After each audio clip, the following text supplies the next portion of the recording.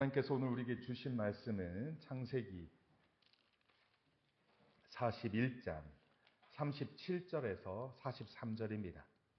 함께 합독하겠습니다. 시작. 바로와 그의 모든 신하가 이 일을 좋게 여긴지라.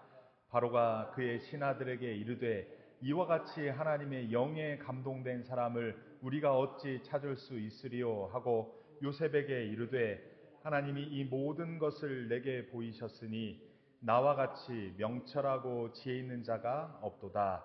너는 내 집을 다스리라. 내 백성이 다 내 명령에 복종하리니 내가 너보다 높은 것은 내 왕자뿐이니라. 바로가 또 요셉에게 이르되 내가 너를 애굽 온 땅의 총리가 되게 하노라 하고 자기의 인장 반지를 빼어 요셉의 손에 끼우고 그에게 세마포 옷을 입히고 금 사슬을 목에 걸고 자기에게 있는 버금수레에 그를 태우매 무리가 그의 앞에서 소리 지르기를 엎드리라 하더라. 바로가 그에게 애굽 전국을 총리로 다스리게 하였더라. 아멘. 우리는 지난주에 함께 하심으로 형통한 자라는 제목으로 요셉의 이야기를 또 하나님의 말씀을 나누었습니다. 하나님이 함께 하시는 자 요셉은 하나님의 형통함을 보았습니다. 하나님께서 베푸시는 형통함을 보았죠.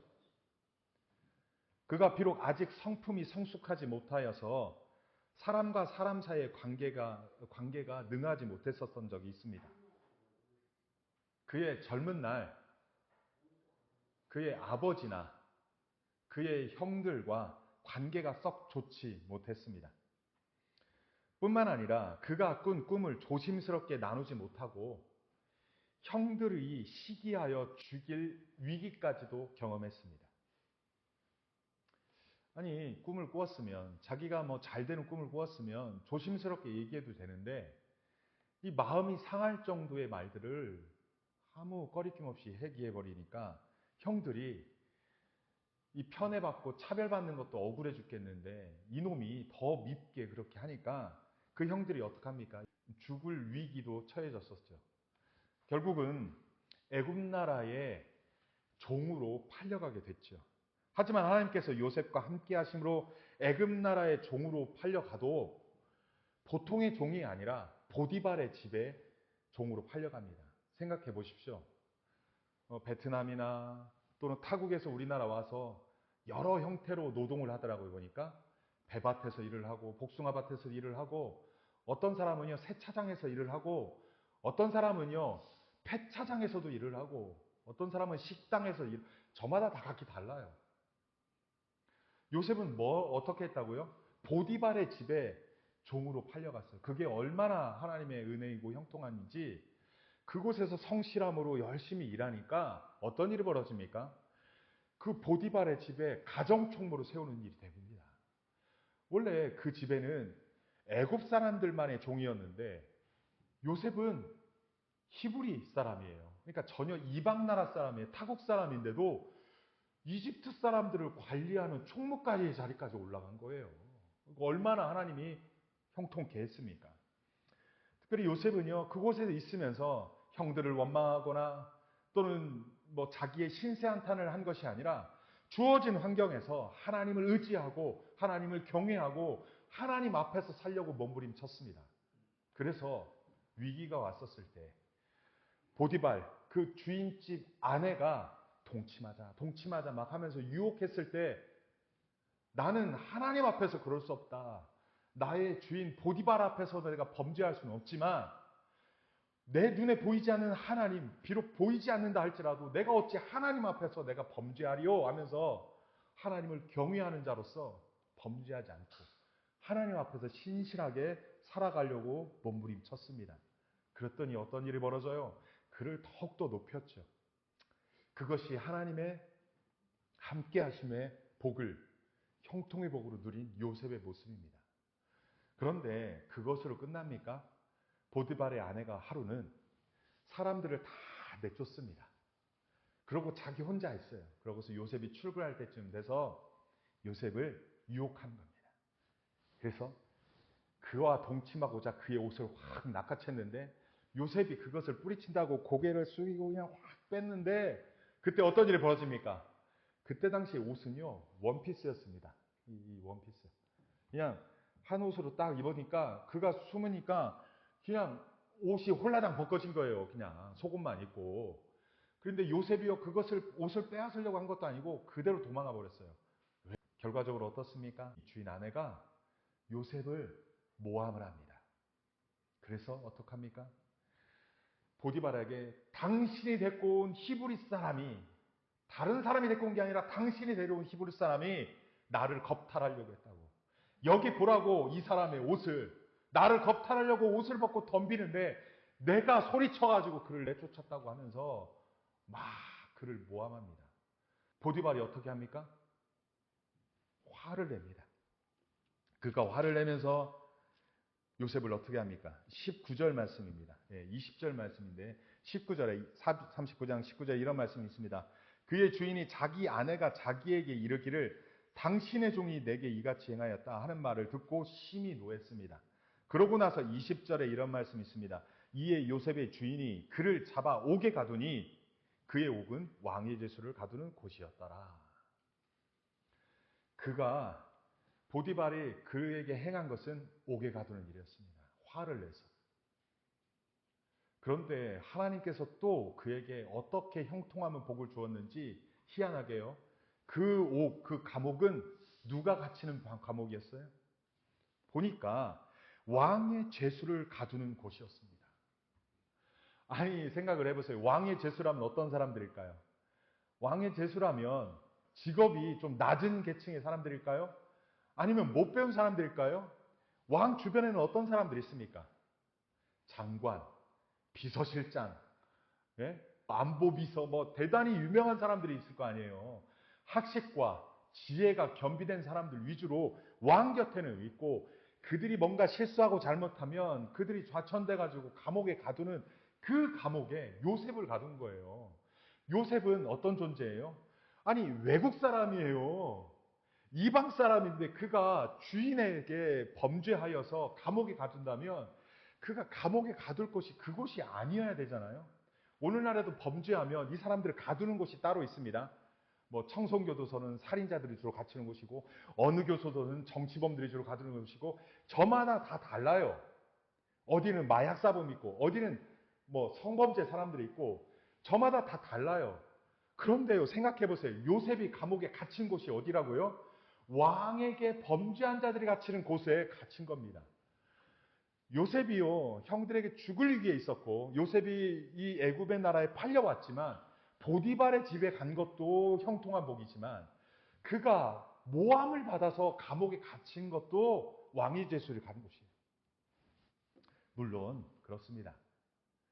요셉이 감옥에 안 가고 모함받지 않았다면 좋았겠죠. 우리는 이럴 때 우리는 하나님 앞에 질문할 수 있어요. 하나님이 함께 한다면, 하나님이 함께 하신다면 그런 고생 안 해도 되잖아요. 그런 고생을 하지 않도록 막으시면 되잖아요. 하나님이 함께 하시고 그에게 형통의 복을 주었다면 그 여인이 그냥 호꾸라져가지고 당하지 않도록 했으면 될 것을 왜 그 여인이 모함하게 하고 막 동침하려고 달려들게 하고 왜 그걸로 인하여 감옥 가게 합니까? 감옥에서 왕들이 갇히는 그 죄수의 공간이라 할지라도 그게 형통하다고 하지 마시고 처음부터 감옥 가지 않게 했더라면 그게 하나님의 형통 아니에요? 라고 할 수 있죠. 오늘날 우리들도요, 예수 믿는다고 하고, 하나님 믿는다고 하고, 하나님이 정말 우리에게 축복한다고 하고, 하나님 우리에게 형통의 복을 주신다고 하지만, 우리의 삶 속에서 세상 사람들이 겪고 있는 똑같은 고난, 똑같은 아픔, 똑같은 어려움, 그러한 고난도 당할 수 있습니다. 그런데요, 요셉에게 형통한 복이라는 것을 더 뼈저리게 느끼는 것은 그가 왕에게 범죄한 그 죄수들이 갇히는 곳에 갇힌 것뿐만 아니라 21절에 보니까 이런 말씀이 있습니다. 21절, 2절, 3절 같이 한번 읽읍시다. 시작.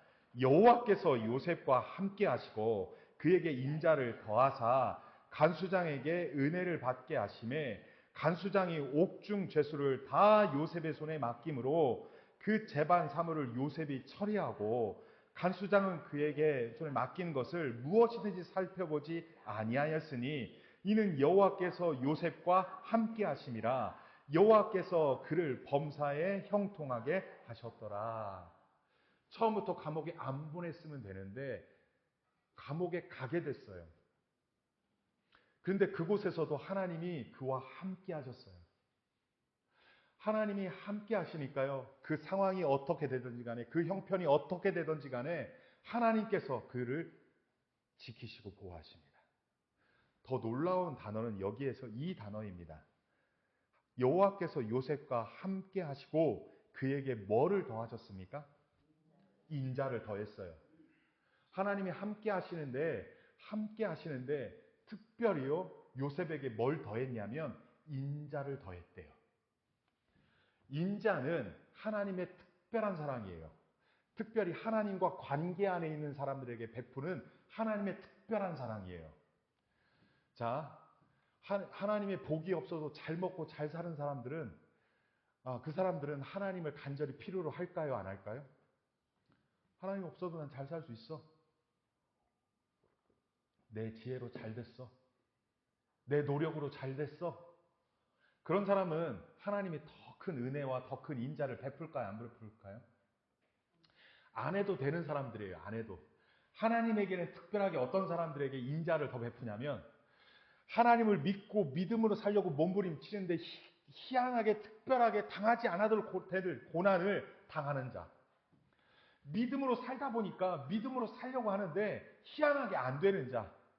그런 자를 더 가슴 아파하고 있는 거예요.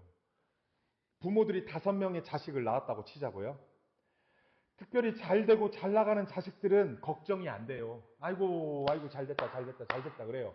그런데 특별하게 뭘 해도 안 되는 자녀가 있어요. 있어요, 없어요? 이 자녀를 부모님들이 손가락의 비유로 뭐라고 그래요? 아픈 손가락이라고 그래요. 그래서요, 다른 자식들에게서 잘 되니까, 야, 너 좀 내놔. 너도 좀 내놔. 너도 좀 내놔. 그래갖고 조금씩 뺏어서 누구를 줘요? 아픈 손가락. 뭘 해도 안 되는 그 자식에게 자꾸 주고 싶은 게 부모의 마음이에요.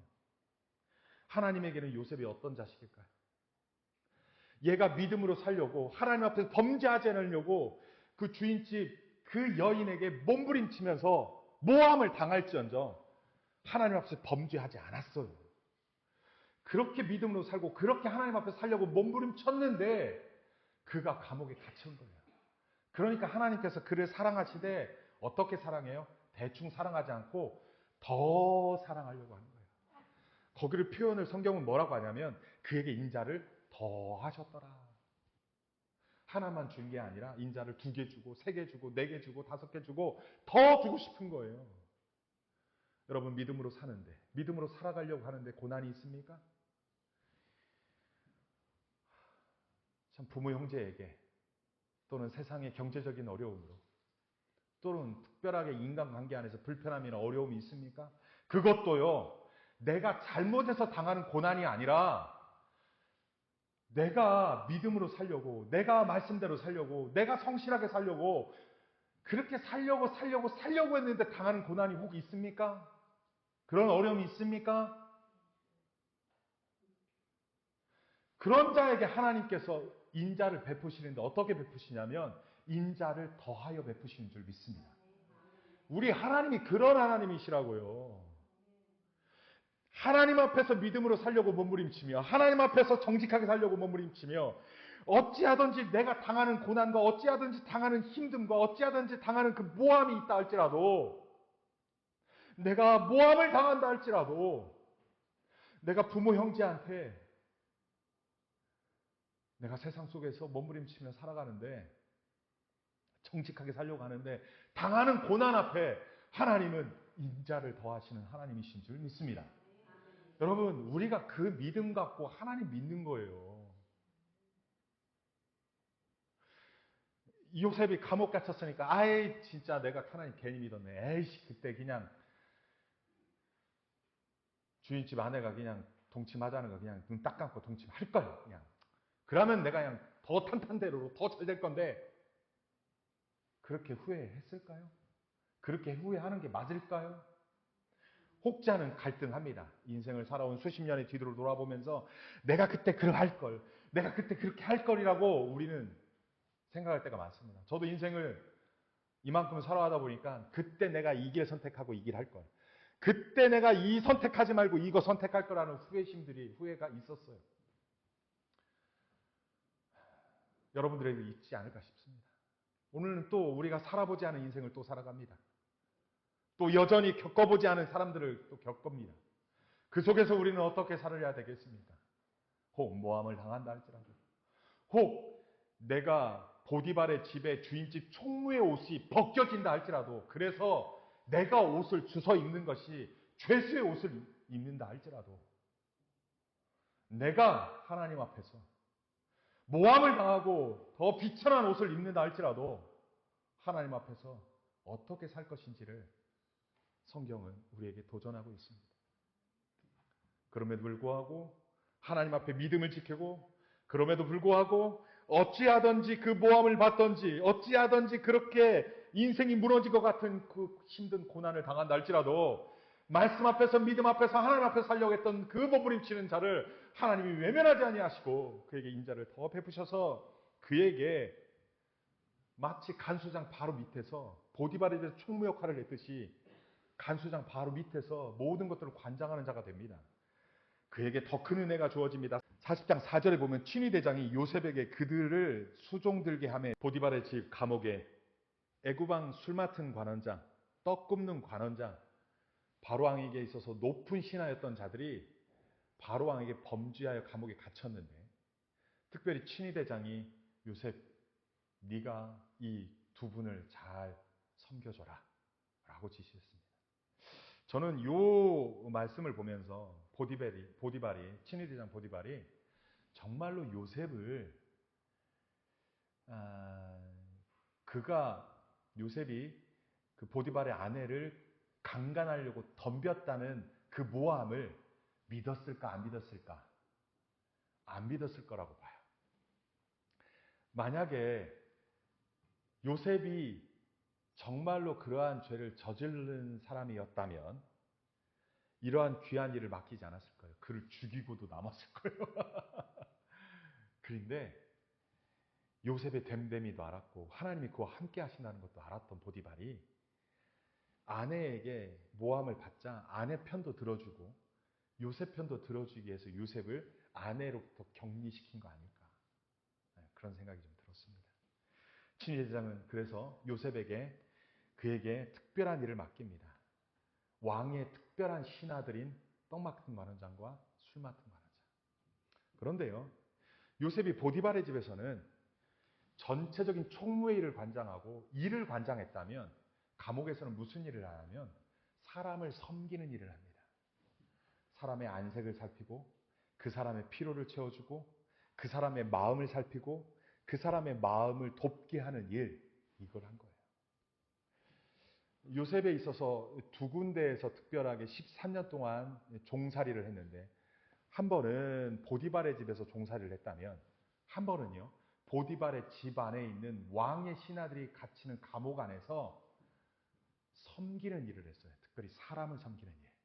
그래서 요셉에게는 부족했던 인간관계를 회복하는 그 단계로 나아갑니다.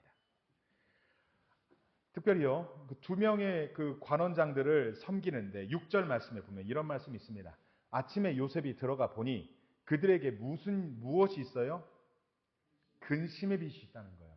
사람을 섬기는 일은요, 그 사람의 외관적인 피로만 채워주는 게 아니라 그 마음을 살피는 거예요. 요셉이요, 그 섬기는 사람 두 사람을 보니까 얼굴빛이 근심이 있어 보여요. 마음에 근심이 있어 보여요. 그래가지고 어떻게 해요? 요셉이 그 주인의 집에 자기와 함께 갇힌 바로의 신하들에게 묻되 어찌하여 오늘 당신들의 얼굴이 근심의 빛이 있습니까? 라며 묻습니다. 그랬더니 이 두 관원장들이 꿈을 꿨습니다. 꿈을 꿨는데 그 꿈은 어떤 꿈인지를 해석할 수가 없는 거예요. 그래갖고 이 근심빛이 있는 거예요. 그래서 어떻게 해야 되나 어떻게 하나 그러는데 요셉이 그걸 듣고 어떡합니까? 요셉이 그들에게 말을 합니다. 8절입니다. 그들이 그에게 이르되 우리가 꿈을 꾸었으나 이를 해석할 자가 없도다. 요셉이 그들에게 이르되 어떻게 해요? 해석은 하나님께 있지 아니하이까. 여러분, 해석은 누구에게 있다는 거예요? 하나님께 있다는 거예요. 우리가 인생에 어떠한 꿈을 꾸든지 간에 그 해석은 누구에게 달려 있다고요? 하나님께 달려 있습니다. 인생이 혹시 고난의 연속이다라고 생각합니까? 그것을 고난으로만 굳이 볼 것이 아니고 다른 사람이 야 너는 인생 왜 그렇게 살아? 너 하나님 앞에 징계받은 거야. 너 신랑 잘못 만난 거야. 너 남편 잘못 만난 거야. 너 부모 잘못 만난 거야. 너 아내 잘못 만난 거야. 이딴 속의 소리에 그러한 해석에 끌려다닐 필요 없습니다. 형제 자매들이요. 야, 너 왜 인생을 그렇게 살아? 라고 하는 말들 있잖아요. 그거 고지 듣지 마세요. 그거 하나님이 해석하는 거 아니잖아요. 내가 당하는 고난에, 내가 당하는 어려움에 주변 사람들이 뭐라고 얘기하던지 간에 해석은 누구에게 달려 있어요? 하나님께 달려 있어요. 여러분의 인생이 이렇게 살아가는 거 이유가 있을 수 있습니다. 하지만 그 사람들이 저주를 포함시켜서 비아냥거리는 말로 포함시켜서 내게 좋게 말하지 않는 말로 표현하는 그 모든 것들을 고지 듣지 마십시오. 우리의 인생을 누구에게 해석을 맡깁니까? 하나님께 해석을 맡기는 거예요. 요셉이 그곳에 가서 그 고생을 하고 있는 이유는 하나님의 뜻이 있기 때문이고요.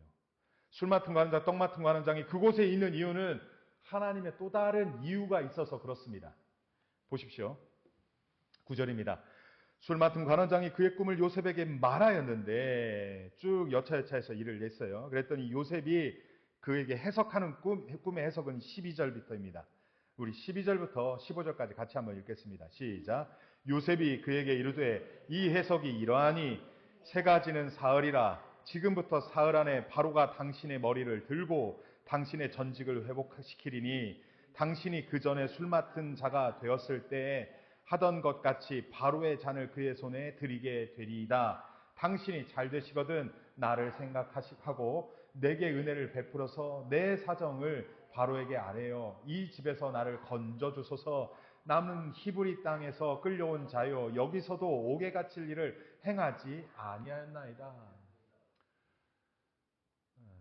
이 술 맡은 관원장의 꿈을 하나님의 꿈으로 해석해 주니까 결과적으로 어떤 일이 벌어지냐면 술 맡은 관원장은 3일 뒤에 복권될 겁니다. 그리고 다시 바로의 옆에서 충성스러운 귀한 신하가 될 것입니다. 하나님 해석해 줍니다. 그 전까지 술 맡은 관원장은 어땠을까요? 고통스러웠을 겁니다. 이렇게 내 인생을 끝내야 되나? 그렇게 하면서 절망했었을 것입니다. 여러분 인생에 있어서 혹 절망의 시간들이 있습니까? 알지 못하는 고난의 시간들이 있습니까? 이해되지 아니하고 해석되지 않은 것들이 있습니까? 여러분 해석은 하나님께 있습니다. 해석은 하나님께 있습니다. 하나님이 그때 그곳에 보낸 이유가 그때 그 고생을 겪게 할 이유가 분명히 있다라는 것입니다. 나중에 보십시오. 이 술 맡은 관원장은요. 요셉을 청구하여서 바로 왕 앞에 세우는 자가 됩니다. 하나님께서 그를요. 애굽의 총리로 세우는 데 있어서 중요한 역할을 하기 위해서 그를 감옥에 갇히게 한 것입니다. 그런데 그때까지는 날 모르죠. 우리의 인생도 마찬가지입니다. 알지 못하는 어려움과 알지 못하는 그러한 모든 일들이 벌어진다 할지라도 해석은 하나님께 있는 줄 믿습니다. 여러분 그거를 믿으시기 바랍니다.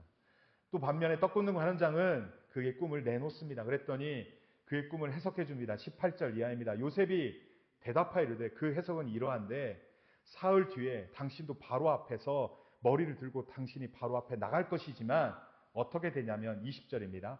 제3일은 바로의 생일이라 바로가 그의 모든 신하를 위하여 잔치를 베풀 때에 술 맡은 관원장과 떡 굽는 관원장에게 그의 신하들 중에 머리를 들게 하니라.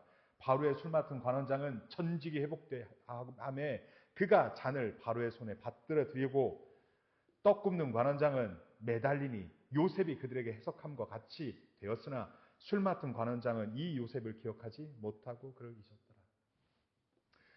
하나님의 꿈의 해석처럼 술 맡은 관원장은 복권되었고 떡 굽는 관원장은 죽임을 당했습니다. 사실 요셉은 자기가 이제 술 맡은 관원장이 복권되면 관원장이여, 당신이 복권되면 나의 억울함을 풀어주시고 나를 이 무죄 방면하게 해주십시오 라면서 네 꿈이 해석만 되고 이 꿈이 맞다면 나를 그렇게 해달라고 부탁합니다. 술 맡은 관원장이 어떻게 했을까요? 그래, 내가 그렇게 하마. 내가 복권만 되면 너는 무조건 나올 거야. 출소할 거야. 걱정하지 마. 그렇게 위로했을 겁니다. 그런데 그러고 나서 그가 복권되고 나서 요셉을 기억했어요? 못했어요? 기억하지 못했던 거예요. 그러니까 41장 1절에 보면 이런 말이 있습니다. 만 2년 후에. 그렇다면 2년 동안 요셉은 감옥에 계속 있었던 거예요. 요셉은 누구를 의지했어요? 하나님을 의지했어요? 꿈 해몽을 해주고 누구를 의지했어요? 술 맡은 관원장 의지했죠. 여러분, 우리가 하나님의 계획 가운데 인생을 살아가는 존재들이에요. 우리를 통하여 하나님의 꿈을 만들어가고 꿈을 세워가려고 해요. 그런데 내가 그 꿈을, 하나님의 꿈을 이해하지 못하고 내가 감옥에 갇힌 것도 하나님께서 계획하신 것이었는데 하나님 나 빨리 감옥에서 벗어나게 해달라고 하나님께 기도한 것도 아니고 누구한테 부탁한 거예요? 술 맡은 관원장. 누구를 의지한 거예요? 하나님이 아닌 술 맡은 관원장. 그를 의지한 거예요. 사람을 의지한 거예요. 하나님을 의지한 게 아니라 내가 꿈을 해몽시켜 줬으니까 나의 죄를 무죄방면시켜달라고. 아니 그 꿈을 해몽케 한 것이 누구예요? 요셉이었어요? 아니요. 하나님이시지 않았어요? 하나님이 꿈을 해몽시킨 거 아니었어요? 하나님이 그 기회를 주신 거 아니었어요? 맞잖아요. 그러면 하나님이 하신 일이잖아요. 그럼 하나님의 때를 기다려야 되는데 어떻게 합니까? 하나님의 때가 아닌 뭐예요?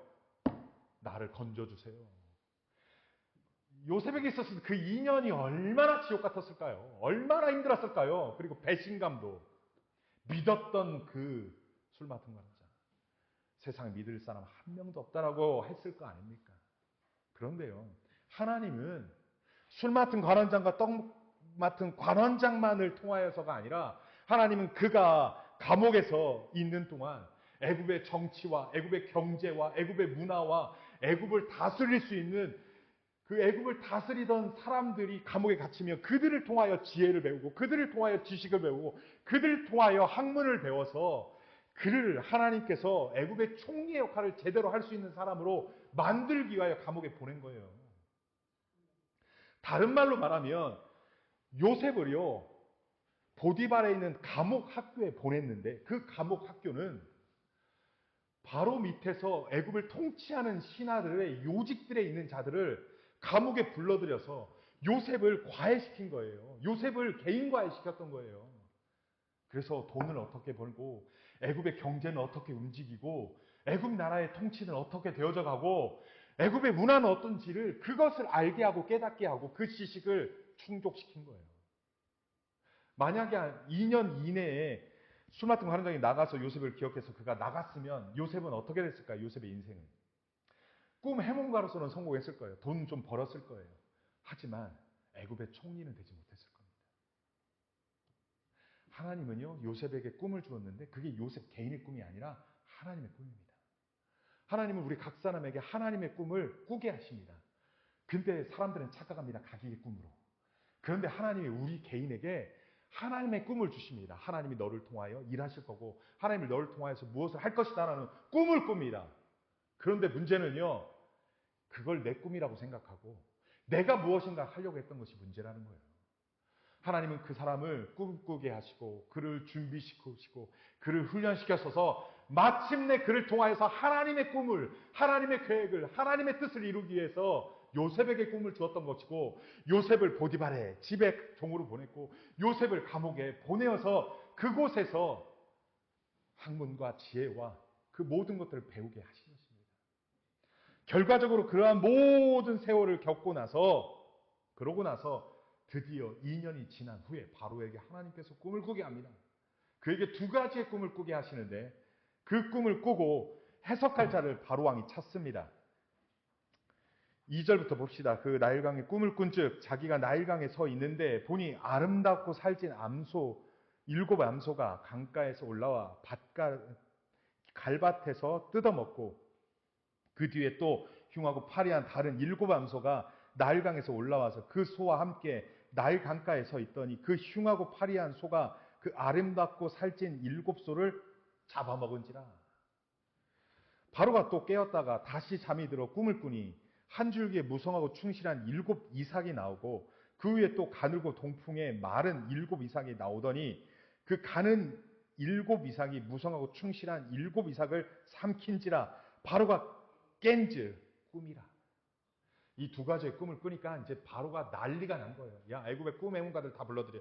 다 불러들여. 그랬더니 온갖 꿈을 해몽을 하려고 해도 해석이 안 되는 거예요. 그리고요, 꿈 해몽 해석을 똑바로 못 하잖아요. 그도 죽어요. 그도 죽어. 그도 바로에게 범죄한 거기 때문에. 그래서 말을 조심스럽게 하는 상황인데 그때 9절입니다. 술 맡은 관원장이 바로에게 말하여 이르되 내가 오늘 내 죄를 기억하나이다. 바로께서 종들에게 놓아사 나와 떡 굽는 관원장을 친위 대장의 집에 가두셨을 때 나와 그가 하룻밤에 꿈을 꾼즉 각기 뜻이 있는 꿈이라. 그곳에 친위 대장의 종된 히브리 청년이 우리와 함께 있기로 우리가 그에게 말하며 그가 우리의 꿈을 풀되 그 꿈대로 각 사람에게 해석하더니 그 해석한 대로 되어 나는 복직되고 그는 매달렸나이다. 술 맡은 관원장의 역할은 바로가 꿈을 꿔야만이 그 역할을 할 수 있는 사람인 거예요. 요셉이 나가고 싶어서 나가고 요셉이 어떻게 되고 싶어서 되는 게 아니라는 거예요. 모든 건 하나님의 계획과 하나님의 뜻 안에서 하나님의 때에 하나님의 뜻대로 이루어지는 줄 믿습니다. 이에 바로가 사람을 보내어서 요셉을 부릅니다. 그래서 잘 꾸미고 나갔죠. 16절에 보니까 요셉이 이런 말을 합니다. 우리 16절 말씀을 같이 한번 읽겠습니다. 시작. 요셉이 바로에게 대답하여 이르되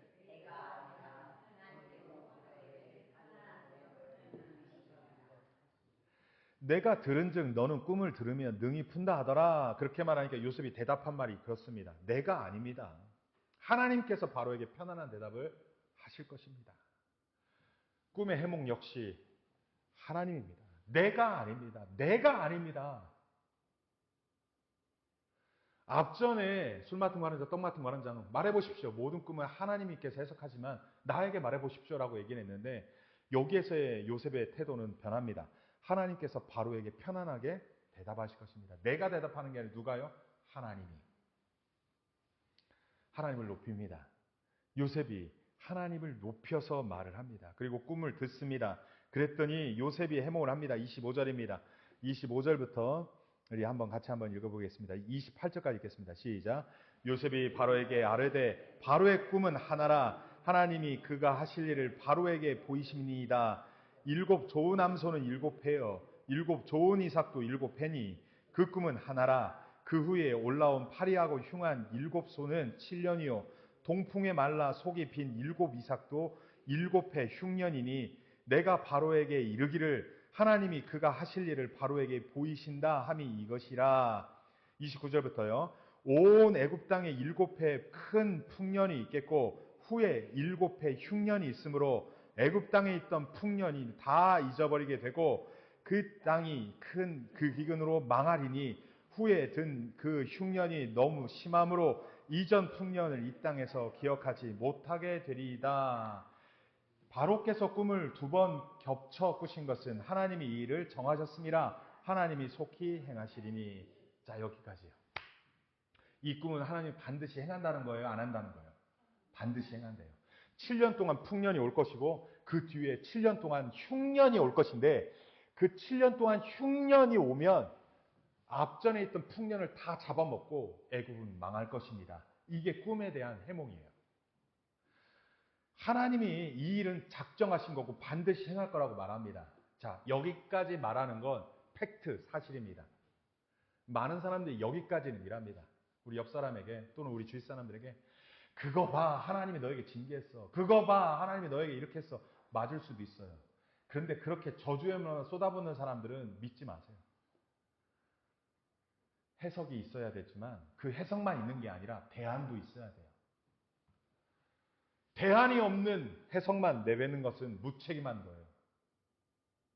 그러면은 망하게 됐으면 어떻게 되는데? 망하게 됐으면 끝난 거야? 하나님이 망하게 한대? 그 꿈을 왜 보였는데? 왜 보이게 했는데? 대안이 있어야 되잖아요. 그럼 어떻게 하면 안 망할까라는 게 대안이 있어야 되잖아요. 그때 요셉이 말합니다. 34절, 3절부터 36절까지 같이 읽겠습니다. 시작.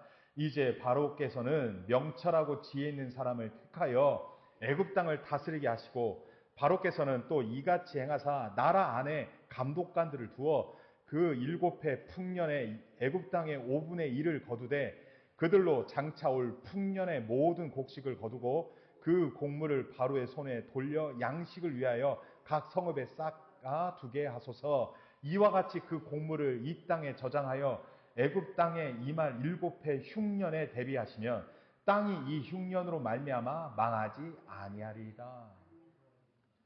하나님께서요, 망하는 꿈을 준 거는 진짜 망하게 하려고 그 꿈을 주지 않습니다. 생각해 보세요. 망하게 하려면 애초에 모르게 하고 망하게 시킵니다.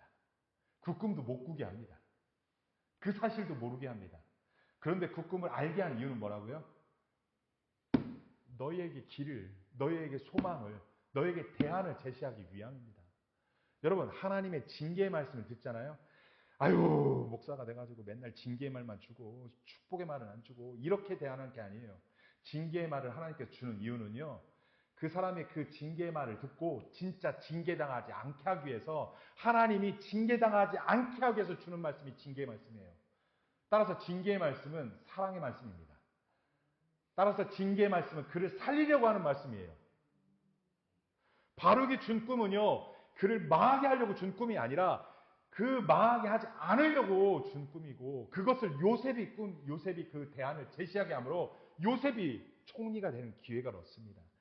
이러한 대안을 제시하니까 바로가 뭐라고 합니까? 37절입니다. 같이 한번 읽어봅시다. 시작. 바로와 그의 모든 신하가 이 일을 좋게 여긴지라. 바로가 그의 신하들에게 이르되 이와 같이 하나님의 영에 감동된 사람을 우리가 어찌 찾으리요? 요셉은 하나님의 영에 감동된 자예요. 요셉은 하나님의 영에 사로잡힌 자예요. 하나님이 함께 하시는 것뿐만 아니라 그 하나님의 말씀을 듣고 그 하나님이 인도하시는 대로 순종하며 그 하나님이 이끄시는 대로 감동되어 감화되어 순종함으로 그가 하는 모든 일 가운데 하나님의 역사가 일어나는 거예요. 하나님의 영에 감동된 자가 돼가지고 그가 하는 일로 말미암아 하나님의 위대한 일들이 벌어지고 늘어나고 역사하는 거예요. 그런데요, 요셉이 여기까지 오게 된 게 고난 없이 왔습니까? 요셉이 여기까지 애굽의 총리가 되는 과정까지 고난 없이 왔습니까? 그는 형들에게 죽임당할 위기에 있었고, 그는 형들에게 노예로 팔려갔으며, 그는 종으로 살게 됐으며, 그는 또 주인집의 여주인에게 모함당했으며, 그는 또 감옥에 갇혔습니다. 그가 살아온 인생 하나하나가 스토리는 있지만, 하나하나가 주제가 있지만, 그걸 하나만 해석하면 요셉은 불쌍한 자예요. 그런데요, 요셉은 애굽의 총리로 발탁이 됩니다. 따라서요, 그 모든 과정은 요셉을 훈련시키는 훈련의 장이었던 거예요. 그가 애굽의 총리가 되는 데 있어서 이게 꼭 필요해서 훈련시킨 거고, 그가 애굽의 총리가 되기 위해서 그가 반드시 받아야 될 훈련의 장이었던 거예요. 하나님의 영에 감동되어져서 그때 그 순간순간마다 하나님과 함께 하나님 안에서 그 말씀대로 순종하려고 몸부림친 결과적으로 어떻게 됩니까? 하나님의 영에 감동된 자라고 말합니다. 하나님의 영에 사로잡힌 자라고 말하는 것입니다. 여러분, 우리의 일상 가운데 하나님 우리와 함께 하시는 줄 믿습니까? 하나님이 함께 하는지 잘 모르겠어. 어쩔 때는 함께 하는 것 같고 어쩔 때는 아닌 것 같아. 나 같은 자하고 어떻게 하나님이 나와 함께 하겠어. 이렇게 할 때가 있어요. 그런데 하나님이요, 주의 성령이 우리와 함께 하심으로 말미암아 예수를 믿게 하시는 줄 믿습니다. 여러분이 예수를 나의 구주나 하나님을 믿게 하셨다면 성령님이 여러분과 함께 하시는 것입니다. 문제는요, 내가 주인일 때가 있고 성령께서 주인일 때가 있다는 거예요. 그런데 하나님에게 감동된 자, 하나님의 영에 감동된 사람은 그 감동으로 이끌림대로 순종한 자를 표현하는 것이만, 하나님의 영에 감동되지 않은 자는요, 하나님 거기 계셔요. 내 인생에 참견하지 마세요. 하나님 거기 계세요. 내 인생에 참견하지 마세요. 하나님 저기 교회 밖에 계셔요. 하나님 내 일터에 오지 마세요. 내 집에 오지 마세요 하면서 내 마음대로 하는 거예요. 내가 부해가 나면 내 부해 나는 대로 막 분노를 하고, 내가 부해가 나면 부해 나는 대로 막 말해버리고, 술 취한 것처럼 또는 뭐에 사로잡힌 것처럼 그렇게 사로잡혀서 하나님의 영이 아닌 내 뜻대로, 내 감정대로, 내 생각대로 그렇게 휘젓고 다니니까 하나님의 영에 감동되지 않는 거예요. 하나님 우리와 함께 하시길 원하십니다. 아멘이십니까? 하나님 우리와 함께 하시길 원하십니다. 우리를 통하여 하나님의 꿈을 이루시길 원하십니다. 쌍육교회를 통하여서 이 지역이 복음화되길 원하십니다. 그러기 위해서는요, 하나님의 영에 감동되고 하나님의 영에 사로잡히고 하나님의 말씀에 순종하려고 하는 자들의 몸부림으로 살아간다면 그 주변 사람들이 다 오게 되는 거예요. 우리 그렇게 한번 살아가 보자는 거예요. 오늘 성경은 그것을 도전하고 있습니다. 결과적으로 어떻습니까? 그에게 애굽의 총리를 셉니다. 요셉에게 이르되 하나님이 이 모든 것을 너에게 보이셨으니 너와 같이 명철하고 지혜 있는 자가 없다. 너는 내 집을 다스리라. 내 백성이 다 너의 명령에 복종하리니 내가 너보다 높은 것은 왕좌뿐이지 네가 이 나라를 통치할 것이다. 43절 끝에 보면 이런 말씀이 있습니다. 바로가 그에게 애굽 전국을 총리로 다스리게 하였더라. 애굽이 우리 요셉을 형통케 했다는 것만 알지 요셉의 그 형통케 되는 과정들을 우리가 너무 쉽게 생각한 것 같아요. 예수 믿으면 복 받는다는 것만 우리가 들었지 그 복 받는 과정에 대해서 우리가 너무 간과한 거였던 것 같아요. 여러분, 하나님이 함께 하시는 것이 진정한 복입니다. 아멘. 다시 묻습니다. 하나님이 함께 하시는 것이 복입니다. 여러분, 내가 더 많은 것을 소유하고 내가 더 많은 것을 가지고 내가 더 높은 곳을 가는 것이 복이 아니라 하나님이 함께 하심이 자체가 복이라는 거예요. 그래서 하나님이 함께 하시고 그 하나님의 영에 감동된 자는요, 어떠한 상황에 처했던지 간에 어떠한 환경에 처했던지 간에 어떠한 고난의 자리가 있던지 간에 하나님께서 종례는, 결과는, 마지막에는 그를 높이 드시고 모든 복을 받아 누리게 할 줄 믿습니다. 아멘입니까? 말씀을 맺습니다. 다음 거 하나만 봅시다. 요거 하나만 봅시다. 여러분, 우리가 오늘 본문을 통하여서 우리가 사람을 의지해야 됩니까? 하나님을 의지해야 됩니까? 여러분, 이걸 잊지 않았으면 좋겠습니다. 두 번째, 어떠한 상황에서도 하나님을 경외합시다. 요셉은요, 술 맡은 관원장들이 나올 때도 꿈 해몽이, 또 바로의 꿈을 해몽할 때도 그가 보디발의 집에 있음에도 하나님 앞에서 내가 어찌 범죄하려 하면서 그의 삶의 족적 안에서 하나님을 경외하였고 그 하나님 앞에 살아간다는 생각을 잊어버린 적이 없습니다. 상황에 이끌리거나 환경에 이끌리거나 그때그때 다른 게 아니라 어떠한 상황에서도 하나님을 경외하는 태도와 삶으로 살았다는 것입니다. 마지막 같이 한번 읽읍시다. 시작. 하나님의 때 하나님께서 높이실 것을 신뢰하며 하나님 앞에서 말씀대로 순종합시다. 아멘. 우리가 이 신앙 붙잡고 주님 오실 때까지 순종함으로 우리를 통하여 하나님의 꿈이 이루어지는 은혜가 있기를 주님의 이름으로 간절히 축원합니다. 기도하겠습니다. 하나님 아버지, 오늘 이 요셉의 이야기를 통하여서 하나님의 영에 감동된 자가 어떻게 살아가야 하는지, 하나님의 영에 감동된 자는 어떻게 살아가야 하는지를 배웠습니다. 하나님, 순간순간 내 감정과 내 생각과 내 욕심과 그러한 것으로 살아가지 않게 하시고 어떠한 상황에서도 하나님을 의식하고 하나님을 의지하며 말씀대로 믿음대로 살아가는 우리 되게 하여 주옵소서. 순간순간 사람을 의지하고 싶은 그 순간순간이 있습니다. 그때마다 사람 의지하지 않게 하시고 하나님만을 의지하는 하나님의 사람들 되게 하여 주옵소서. 당하는 고난이 있습니까? 당하는 어려움이 있습니까?